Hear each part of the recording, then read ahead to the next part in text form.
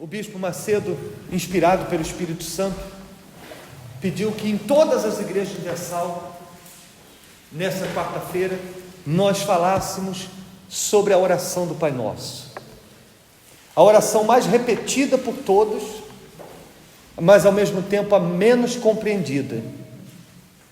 Porque tem muita gente, e a grande maioria delas, e talvez até alguns de vocês, ora o Pai Nosso sem sequer ter uma ideia do que estão fazendo.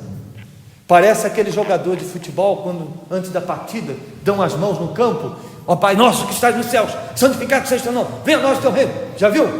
Eles orando no campo, estão ali falando, preocupados com o jogo, pensando no jogo. Aquelas palavras não significam nada, porque não tem a essência do que o Senhor Jesus verdadeiramente transmitiu quando ensinou a oração do Pai Nosso. Ele não ensinou uma repetição de palavras, pelo contrário, você pode observar, depois você pode ler com mais calma, que ele já começa o ensinamento dessa oração do Pai Nosso, exatamente porque ele previa, porque ele já sabia que muitos usariam essa oração como repetições de palavras apenas. Então por isso ele já afirmou no versículo 7, falando: e orando não useis de vãs repetições, porque ele sabia que ao ensinar a oração do Pai Nosso, muitas pessoas, infelizmente, como temos visto nos dias de hoje, usaria essa oração apenas como vãs repetições. Então, como fazer para que a oração do Pai Nosso não seja uma vã repetição? Só tem uma maneira: você entendendo a profundidade do que você está falando quando ora o Pai Nosso. Amém? Vamos ler primeiro e depois a gente faz aqui as observações. Versículo 9: portanto, vós orareis assim: Pai nosso que estás nos céus, santificado seja o teu nome, venha o teu reino, seja feita a tua vontade, assim na terra como no céu. O pão nosso de cada dia nos dá hoje, e perdoa as nossas dívidas, assim como nós perdoamos aos nossos devedores. E não nos conduzas à tentação, mas livra-nos do mal, porque teu é o reino e o poder e a glória para sempre. Amém. E aí ele faz uma observação nos 2 versículos seguintes que eu queria que você lesse também. Ele afirma: porque se perdoardes aos homens as suas ofensas, também o vosso Pai Celestial vos perdoará a vós. Se porém não perdoardes aos homens as suas ofensas, também o vosso Pai vos perdoará as vossas ofensas. Então, essa foi a oração que o Senhor Jesus ensinou. E ele começa já a oração com uma surpresa para aquelas pessoas daquela época. Porque se hoje é normal uma pessoa chamar Deus de Pai, é normal você ver uma pessoa falando: ó meu Pai, Deus, e chamar Deus de Pai, para aquelas pessoas naquela altura era uma surpresa ver Jesus chamando ele de Pai, chamando Deus de Pai. Tanto é que ele foi crucificado pelos religiosos por se considerar o filho de Deus. Por quê? Porque naquela altura a cultura das pessoas, até entre os religiosos, era uma coisa um relacionamento distante em relação a Deus. Mesmo os grandes homens de Deus que vieram antes do Senhor Jesus, como o caso de Abraão, Moisés, Davi, estes homens, embora tinham uma comunhão muito grande com Deus, você não vê em nenhum momento eles chamando Deus de Pai. Eles se relacionavam com Deus se dirigindo a Ele como Senhor, como Deus, mas não como Pai, porque eles ainda não tinham esse ensinamento que o Senhor Jesus, quando veio ao mundo, trouxe, o de nascer de Deus, que é obra do Espírito Santo, que só após a vinda de Jesus passou a acontecer.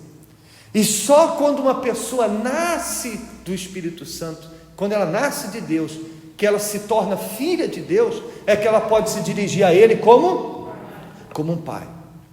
Ainda que as pessoas lá fora tenham o hábito de considerar que todos são filhos de Deus, é ou não é?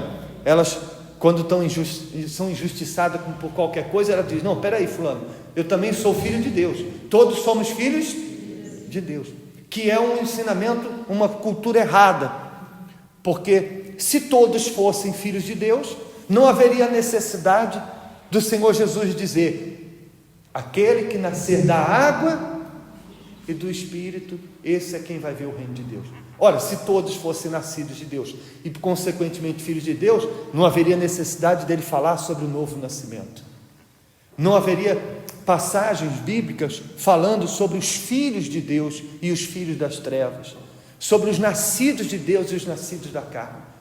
Então, quem ora o Pai Nosso, dirigindo-se a Deus como Pai, sendo ainda que essa pessoa não nasceu de Deus, essa oração do Pai Nosso na boca dela não tem o mesmo efeito que a oração de alguém que nasceu de quem? De Deus, que chama de fato Deus de Pai, porque se tornou filho de quem? De Deus. Então essa é a primeira grande lição.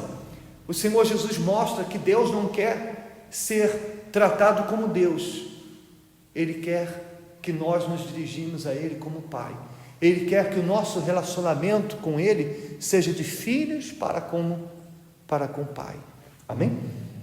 Por isso, essa é a primeira lição desta oração. Aí ele diz: venha o teu reino, seja feita a tua vontade, assim na terra como no céu. Quando nós falamos na oração do Pai Nosso, venha a nós o teu reino, nós temos a impressão, ou somos levados a pensar no reino dos céus, como se estivéssemos na oração do Pai Nosso pedindo que o reino dos céus viesse até nós, que não é biblicamente falando correto, porque o reino dos céus será a entrada no paraíso, é quando nós entrarmos no reino dos céus, somos nós quem vamos até ele. Então, que reino é esse que o Senhor Jesus ensina a gente a pedir que venha sobre nós? Ora, é como se ele estivesse dizendo na oração o seguinte: venha o teu governo sobre mim, venha o teu reinar sobre mim. Por isso que a frase seguinte é: seja feita a tua vontade, assim na terra como no céu. Porque quando você ora pedindo venha a nós, ou seja, venha a mim o teu reino, você está dizendo o seguinte: Senhor, pode reinar sobre mim, reinar sobre as minhas vontades, reinar sobre as minhas escolhas. Eu quero que o Senhor governe a minha vida, eu quero que o Senhor governe as minhas escolhas, seja o Senhor das minhas escolhas. Percebe, sim ou não? Tem esse objetivo. Por essa razão é que nem todos podem orar a oração do Pai Nosso, ou pelo menos nem todos a oração do Pai Nosso vai fazer sentido, porque se ela pede venha a nós o teu reino, se ela pede que Deus reine sobre a vida dela, ou seja, que Deus governe a vida dela, reine sobre ela, e ainda diz para que seja feita a tua vontade aqui na terra como ela é feita nos céus, e ela termina aquela oração e vai fazer a vontade dela, não faz sentido nenhum. Tem gente que ora o Pai Nosso e mal termina a oração do Pai Nosso já faz a vontade. Ela ora o Pai Nosso dizendo: seja feita a tua vontade, venha a mim o teu reino. Acaba a oração, ela já vai fazer a vontade dela, que é totalmente contrária à vontade de Deus. Então é como se Deus ouvisse aquelas palavras e dissesse assim: fala sério que você está me falando isso. Você me diz para que seja feita a minha vontade, e na hora de você fazer as suas escolhas, você escolhe a sua vontade. Você diz para eu governar sobre você, reinar sobre você, mas você deixa todo mundo governar sobre você, seus amigos, seu namorado, sua família, mas eu mesmo não tenho governo nenhum sobre a sua vida, e você diz: venha a você o meu reino, o meu reinar. Ora, não faz sentido? Não faz sentido algum. Então, quando a gente ora, venha a nós o teu reino, tem que haver essa disposição de deixar Ele governar a sua vida, de deixar Ele reinar sobre a sua vida, deixar que a vontade dEle prevaleça, mesmo que essa vontade dEle contrarie a sua, mesmo que a vontade dele contraria a vontade do namorado, da namorada, mesmo que contraria a vontade da família.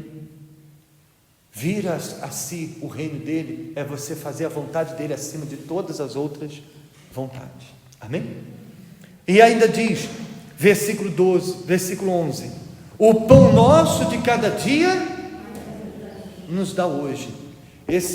Essa é a parte mais conhecida da oração do Pai Nosso. É quando a pessoa diz: o pão nosso de cada dia nos dá hoje. Você sabe que quando Jesus incluiu essa frase na oração do Pai Nosso, ele estava fazendo uma referência àquela altura em que o povo de Israel vivia no deserto e que Deus sustentava eles com o maná de todos os dias.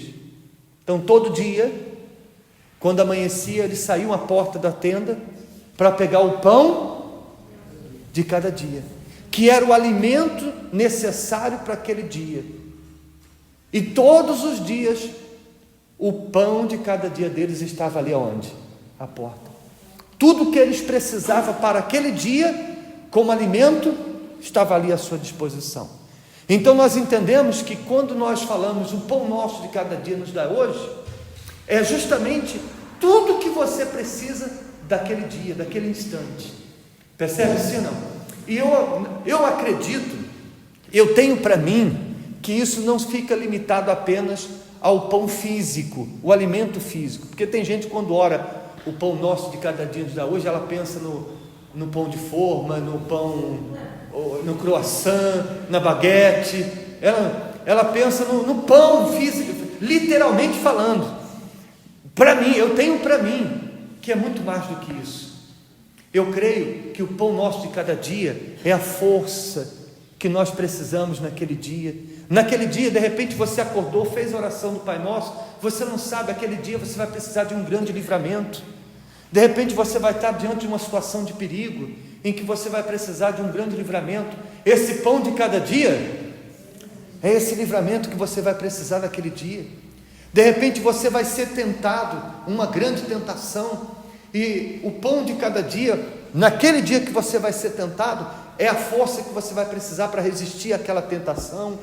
De repente naquele dia você vai ser bombardeado por um pensamento negativo, pessimista, para fazer você desistir, desanimar, e o pão de cada dia é aquela força que o Espírito Santo pode lhe dar naquele dia para contrariar aquelas palavras, aqueles pensamentos negativos.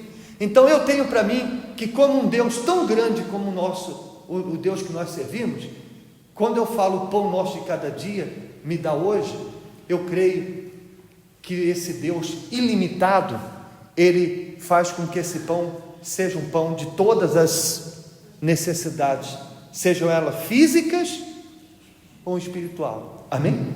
Mas isso vai da fé de cada um, não é verdade?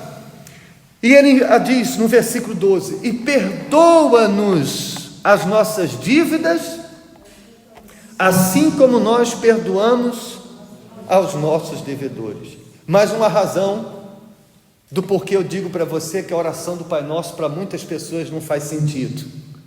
Imagina uma pessoa cheia de mágoa fazendo a oração do Pai Nosso: perdoa as minhas dívidas assim como eu tenho perdoado os meus devedores. Ou como dizem algumas traduções, perdoe as minhas ofensas como eu tenho perdoado os meus ofensores. Aquelas palavras não são verdadeiras. Mas para uma pessoa assim que perdoou, aí é diferente. Ela pode dizer para Deus: Senhor, perdoe os meus erros como eu tenho perdoado aqueles que têm errado comigo. Amém? E é um outro grande ensinamento da oração do Pai Nosso. O Senhor Jesus mostra aqui, e eu fiz questão de ler os versículos 14 e 15, que já não fazem parte da oração do Pai Nosso, mas que reforça essa afirmação de Jesus, de que tudo que a gente quer que Deus faça conosco, nós temos que ter disposição de fazer com o nosso próximo. Então, quem não tem disposição de perdoar o seu próximo, não vai encontrar lugar no coração de Deus para ser perdoado. Então, se eu quero o perdão de Deus, eu tenho que estar disposto a perdoar a quem me ofendeu. Então, tudo que eu quero da parte de Deus para mim, eu tenho que ter disposição de fazer com o meu próximo. eu quero que Deus tenha compaixão de mim, eu tenho que ter compaixão também do meu próximo. Eu quero que Deus tenha misericórdia de mim, então eu também tenho que ter misericórdia com o meu próximo. Se eu quero que Deus tenha paciência comigo, eu também tenho que ter paciência com o meu próximo, tendo a consciência de que, como esse próximo errou comigo, eu também tenho errado muito com Deus. Assim como esse próximo precisa do meu perdão, eu também preciso do perdão de quem? De Deus. Então, tudo que eu quero dele, eu faço para o próximo. Mas entenda, o retorno não vai vir do próximo, o retorno vai vir de quem? Porque é um grande engano das pessoas, elas pensarem que vão perdoar ou vão receber da pessoa a quem ela está fazendo o retorno. E muitas vezes o retorno não vem da pessoa. É muito bom quando a gente ama e somos amados. É muito bom quando a gente respeita e é respeitado. Quando a gente é paciente com as pessoas e essas pessoas também são pacientes conosco. Mas nem sempre é assim. Às vezes você respeita e você não é respeitado. Às vezes você é compassivo, você tem paciência com os outros, mas os outros não têm paciência com você.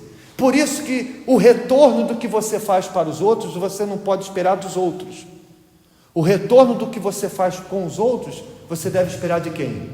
De Deus. Vai haver pessoas que podem lhe retornar o que você tem feito a elas, mas não faça esperando o retorno, porque você vai se decepcionar na maioria das vezes. Por isso, faça esperando o retorno de quem? De Deus. Porque o de Deus, você sempre vai poder contar com Ele, quando você faz também para com seu semelhante. Amém, gente? Então, por isso, o Senhor Jesus, Ele ensina, Ele faz questão disso estar na oração do Pai Nosso. E por fim, Ele termina a oração dizendo: e não nos conduzas à tentação, ou como dizem algumas traduções, e não nos deixe cair em tentação, mas livra-nos do mal, porque teu é o reino, o poder e a glória para sempre. Amém. Veja só, tantas coisas para a oração do Pai Nosso é tão pequena, e eu fico imaginando que Jesus tivesse tantas coisas para poder acrescentar na oração, mas dentre tantas coisas que Ele tinha que fazer com que a gente repetisse ou pedisse todos os dias, uma coisa que Ele não pôde deixar de fazer é nos ensinar que todos os dias nós devemos pedir que Ele nos livre das tentações. E por que será que Ele fez isso? Justamente porque Ele, que também foi tentado, sabe que as tentações são inevitáveis. Ele sabe que viver aqui no mundo e não ser tentado é impossível. Quanto mais você estiver bem com Deus, mais você será tentado. Então, por que as tentações virão? Ele nos ensina que nós temos que viver sempre na dependência de Deus, para não nos deixar cair nessas tentações. Porque o pecado não está em você ser tentado, o pecado está em você cair na tentação. Ou seja, quando a gente fala tentação, a primeira coisa que vem na cabeça, normalmente, é pensar na vida sentimental, tentação no que diz respeito à prostituição, adultério, coisa desse nível. Mas não, tentação é em todos os aspectos. Às vezes, você pode estar sendo tentado em desistir, com o pensamento de você largar a fé, desistir de tudo. Talvez tentados, como nós falamos aqui sobre a mágoa, o diabo tem usado alguém para te ferir, e aquelas palavras ou aquelas coisas que essa pessoa está fazendo tem tentado você a ficar com mágoa. Talvez tentação no sentido de deixar a malícia, ou ter maus olhos, ou aceitar um pensamento malicioso sobre alguém ou sobre alguma coisa. Então a tentação pode ser de qualquer tipo, mas essa tentação até chegar em você não é pecado. Ela se torna pecado quando você aceita ela, quando você cai nela, cai nessa armadilha, quando o desejo da mágoa vem e você aceita, quando o pensamento ou a malícia vem e você deixa ela entrar em você. Então, por conta disso, O Senhor Jesus faz questão de que essa oração seja constante na gente. Senhor, não me deixe cair em tentação. Hoje pode ser uma tentação, amanhã pode ser o quê? Outra, e depois de amanhã outra, às vezes no mesmo dia, várias tentações diferentes, mas quando você está no espírito da oração do Pai Nosso, você está sempre na dependência de Deus, para que Ele vos livre, para que Ele guarde você de cair em tentação. Se nós vivermos, eu penso que se Deus tivesse deixado de todo o texto bíblico, eu acredito que se a única coisa que o ser humano tivesse acesso nos dias de hoje fosse esses 6, 7 versículos da oração do Pai Nosso, já seria o suficiente para você manter a fé até o fim. Se todos os cristãos praticassem o que a oração do Pai Nosso ensina, já era o suficiente para ela ser salva e permanecer salva até o fim. Mas o problema é que nem sempre a pessoa vigia para não cair em tentação, nem sempre ela faz com o próximo o que ela exige que Deus faça com ela, nem sempre ela vive na dependência de Deus para que Ele venha providenciar o pão de cada dia, nem sempre ela deixa que a vontade de Deus, o reinar de Deus prevaleça na vida dela, e por conta disso, mesmo repetindo o Pai Nosso todo dia, muitas vezes ela não vê os resultados que o Pai Nosso poderia proporcionar na vida dela. Amém?